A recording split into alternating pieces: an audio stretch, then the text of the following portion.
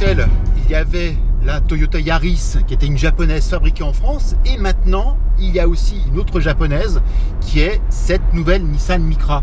Oui, c'est une nouvelle Nissan Micra, mais elle est fabriquée donc à Flins, sur la même ligne que Clio 4 et Zoé. Mais pour autant, ce n'est pas une Clio, parce que la plateforme qui sert à cette voiture n'est pas celle de la Clio 4, mais celle de la Nissan Note, qui elle-même est celle de la Clio 3, mais il ne faut pas le répéter. Alors cette Nissan Micra évolue quand même beaucoup, elle change. Ah oui, radicalement. Parce que ils avaient besoin aussi, parce que la précédente, c'est quand même pas très bien vendue. Elle s'est pas très bien vendue, ni en France, ni ailleurs en Europe d'ailleurs, ni dans le monde d'ailleurs. Et cette voiture-là, qui est vraiment destinée à l'Europe,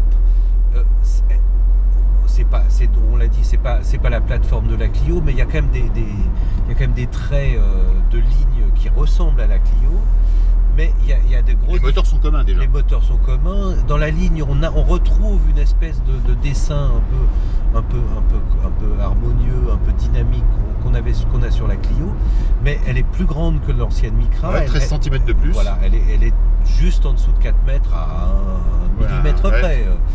Mais c'est une voiture qui est plus qualitative en finition. C'est vraiment du très bon boulot. Après les motorisations, on les connaît. Il y a ce problème de châssis peut-être est-ce que c'est un problème?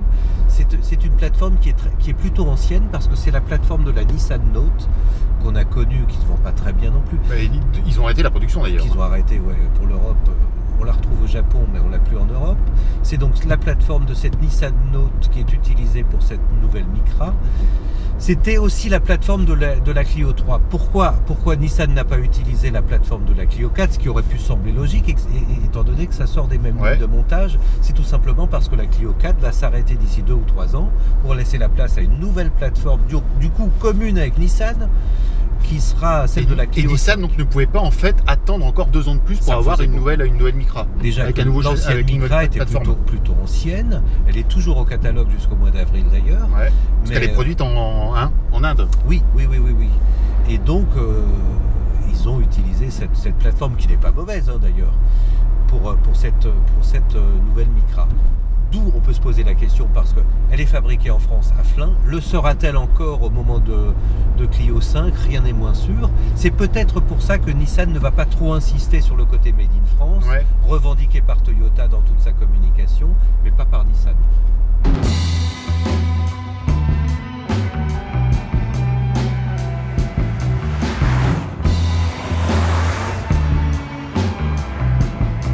Et comme toutes les citadines, cette nouvelle Micra veut aussi avoir une offre de personnalisation. C'est-à-dire qu'il y a des coloris assez sympas d'ailleurs. Des verts un peu flashy, un orange flashy, un bleu un peu électrique. On va pas jusqu'au Python qu'on peut voir sur Capture, chez Renault, etc. Mais il y a des strippings. Il y a des strippings, il y a des rétros de différentes couleurs. On peut avoir des intérieurs différents. Assortis à la carrosserie. On voit bien que de toute façon c'est rentré dans la tendance sur toutes les citadines, jusqu'au compact d'ailleurs, ou jusqu'au petit SUV, où de plus en plus ça va jusqu'à 20 ou 30% de vente chez Renault par exemple sur cette personnalisation. C'est une manière pour les gens d'avoir une voiture différente, c'est aussi une manière pour le constructeur de faire de la marge, il ne faut pas se leurrer, parce qu'on gagne pas mal d'argent, les constructeurs gagnent pas mal d'argent sur ces strippings et sur ces choses-là. Et donc, alors, c'est pas, au départ, c'était fait pour rajeunir un peu le public de ces voitures-là, parce qu'on sait que les gens qui achètent des voitures neuves, c'est quand même plutôt âgé. Mais finalement, on s'aperçoit qu'il y a une nouvelle catégorie de clients qui sont toujours des quinquas, ce qu'on appelle des quinquados. C'est des gens qui sont dans la force de l'âge, mais qui sont encore un peu jeunes dans leur tête et qui veulent rajeunir comme ça. Donc, c'est raccord pour